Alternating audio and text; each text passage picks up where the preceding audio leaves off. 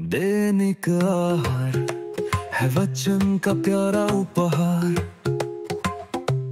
रोज का है ये आत्मा का पोषण संसार। हर शब्द में छुपी है ईश्वर की पुकार। आओ सुनो समझो जीवन में लाओ प्यार।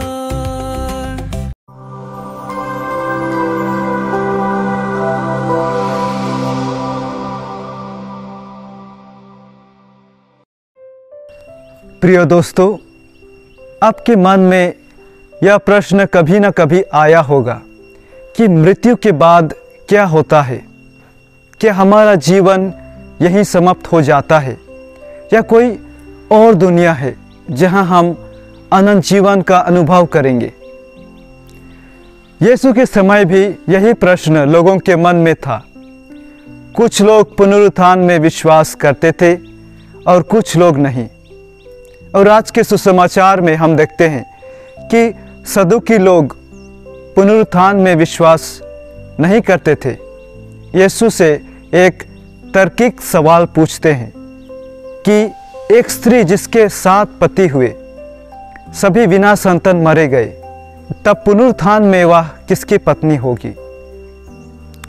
प्रिय दोस्तों, वास्तव में उनका उद्देश्य सच्चाई जानना नहीं बल्कि यीशु को उलझाना चाहते थे, फंसाना चाहते थे।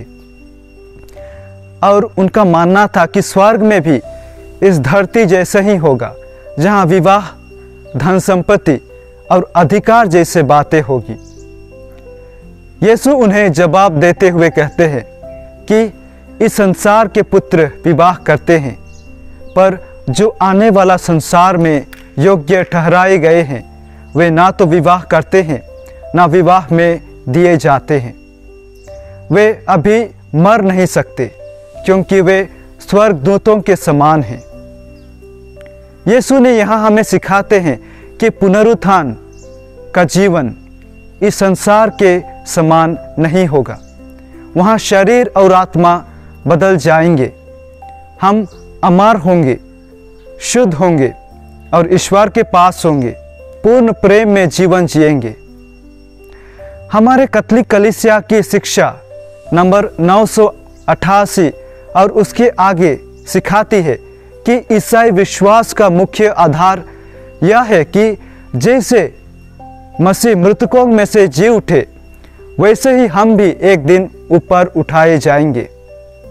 हमारा पुनरुत्थान मसीह के पुनरुत्थान के कारण संभव हुआ है और उसी शक्ति से ईश्वर हमारे शरीर को अनंत जीवन में महिमान्वित करेगा।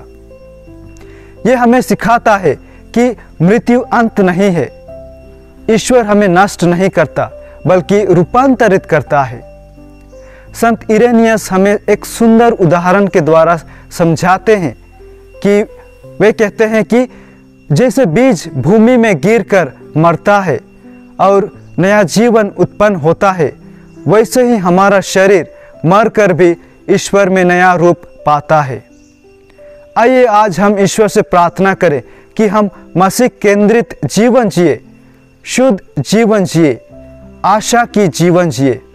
इस प्रकार हम सब अनंत जीवन की तैयारी कर सके। आमीन।